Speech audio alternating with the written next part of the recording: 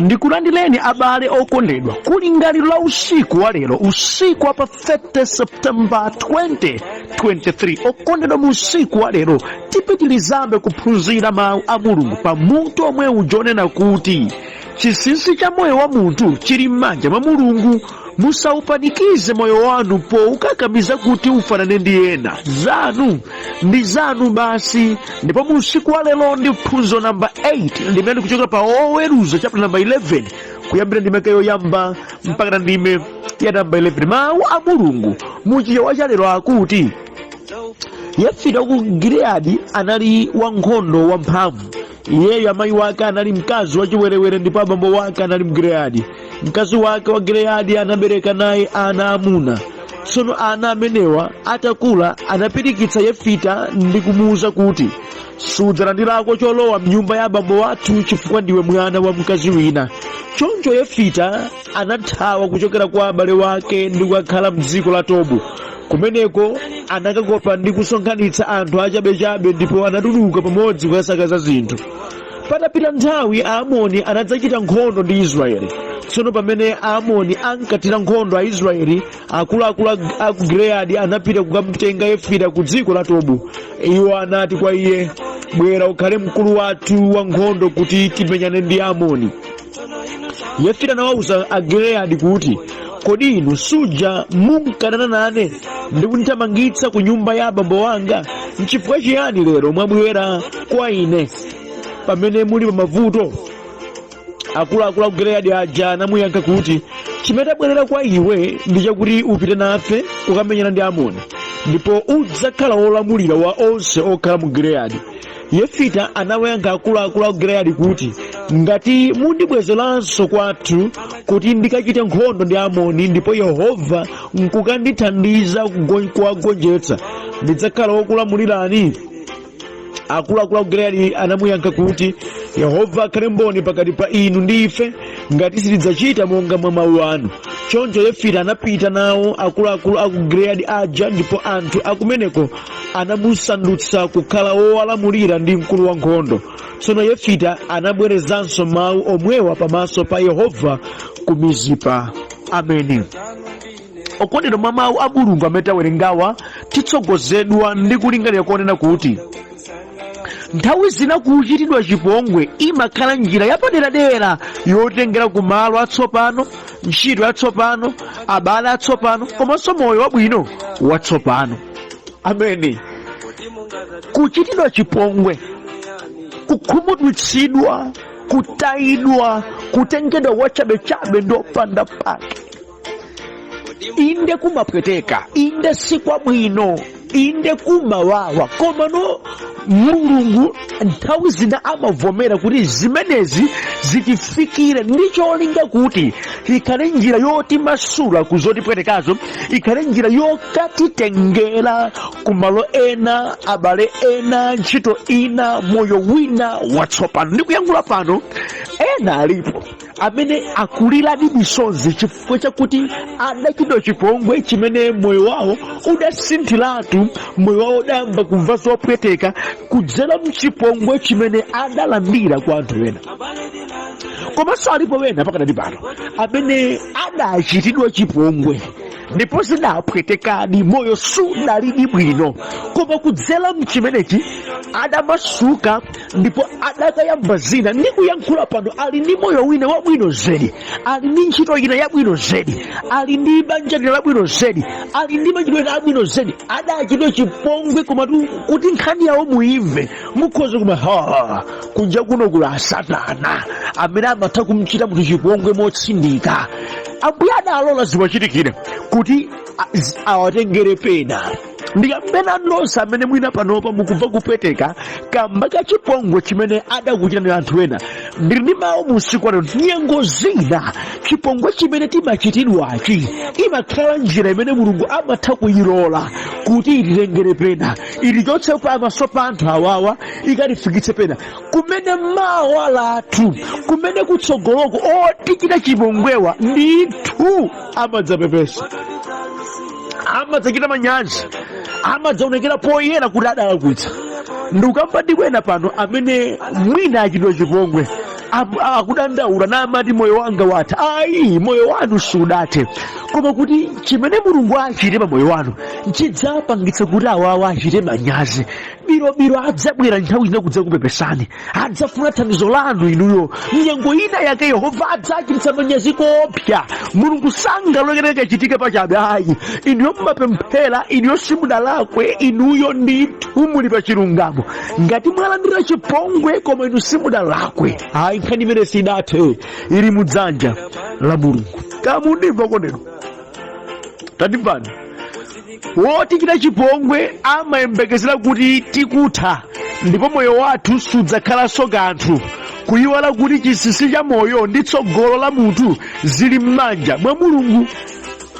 Amene anthu akamakuchitani chipongwe amatsindika pochita chipongwepo ndi malinga yonena kuti munthuwe basi watha.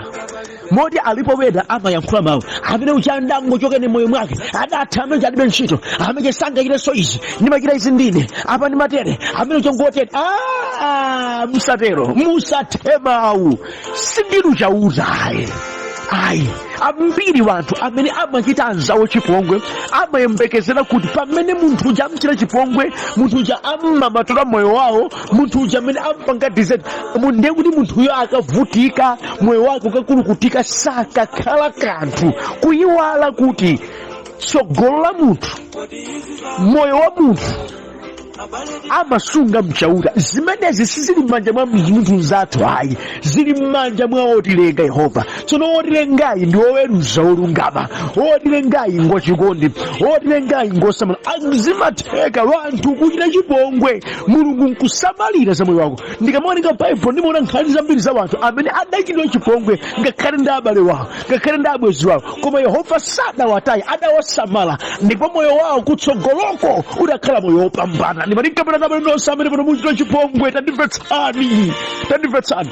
Okuchita ndi chipongwewo akuyembekeza kuti mwatha, okuchita ndi chipongwewo akuyembekeza kuti mwatha kalikonse, okuchita ndi chipongwewo akuyembekeza kuti inuyo simudzakhalanso kanthu. Koma ndili ndi uthenga kwa inu usiku lero, tsogolo lanu, moyo wanu zili m'manja mwa Yehova amene mukumkhulupirirani.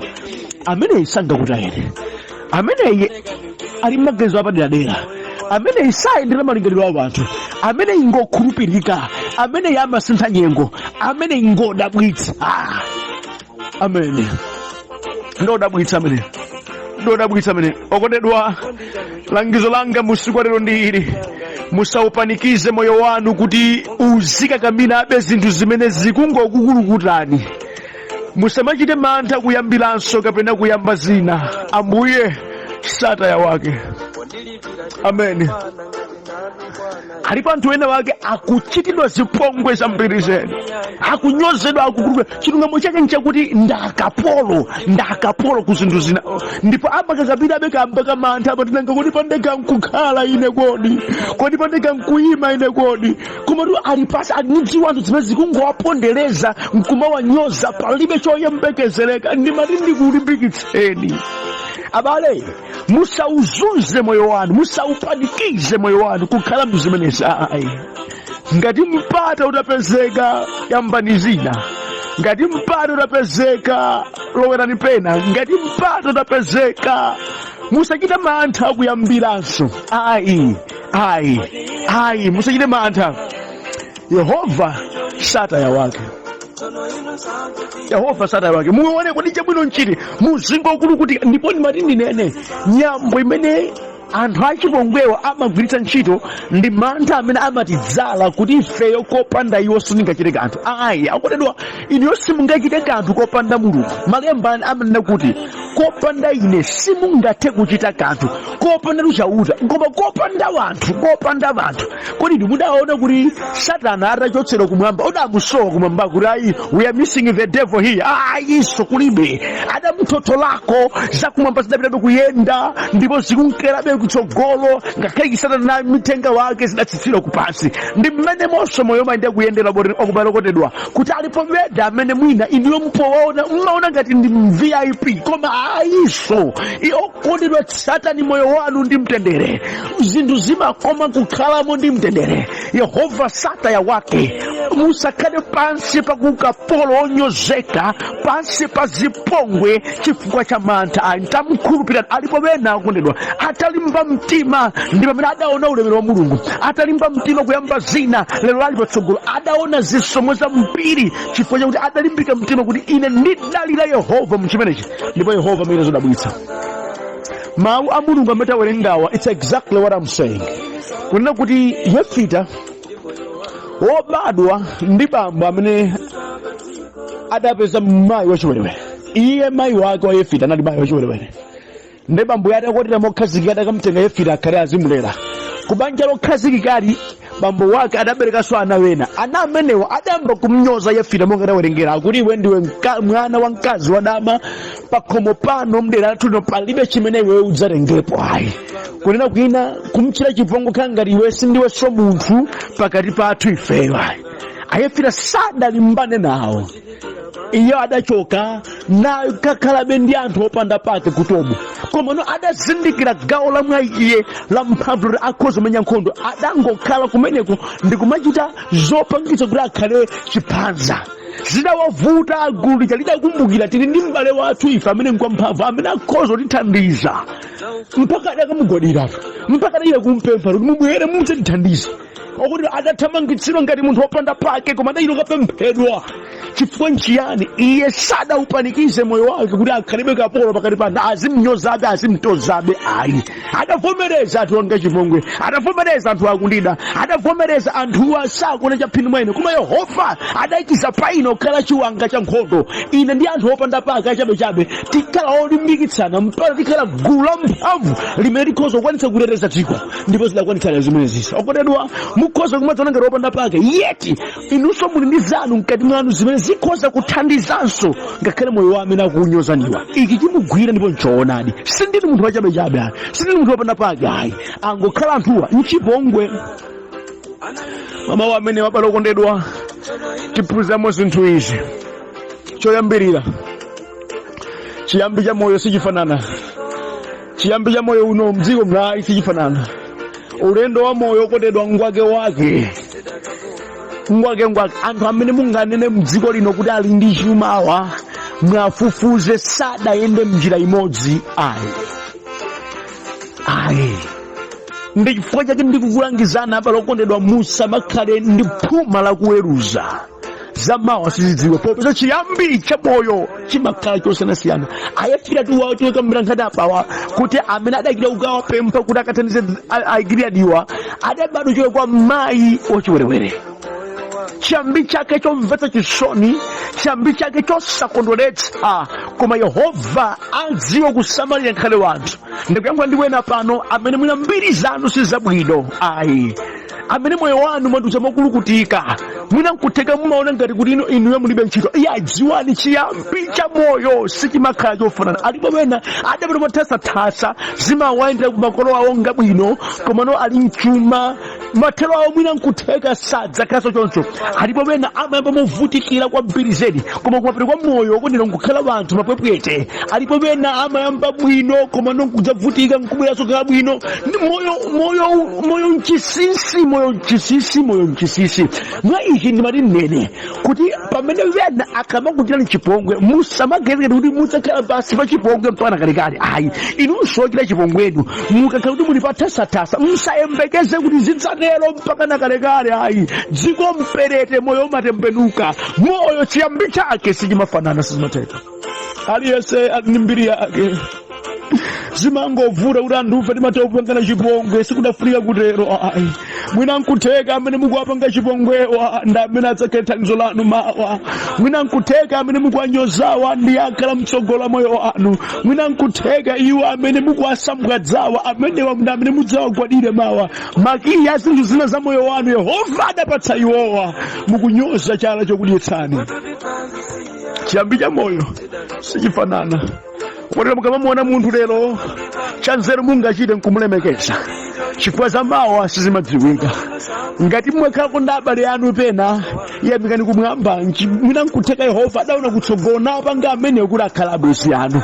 Mwina Yehova adaona zina kutsogolo nchifeke akupasani anthu okuzunguliraniwa opezeka mmoyo mwanu mudzasamala mudzikhala obwino chifukwa adabwera mmoyo wanu zifukwa zimangopera uchitika kuti wena amangwitira ntchito ndi Satana kusuza moyo wa anthu wena koma sidafuna zitero. Wina aliyense Yahudi adamulenga ngofunika ndipo ali nkuthekera sinafunika anthu pamanika opemphera tidzikhalira naso bwino zamawa sizimadziwika. Chiyambi cha moyo sichifanana ayi atapang'ono sichimafanana.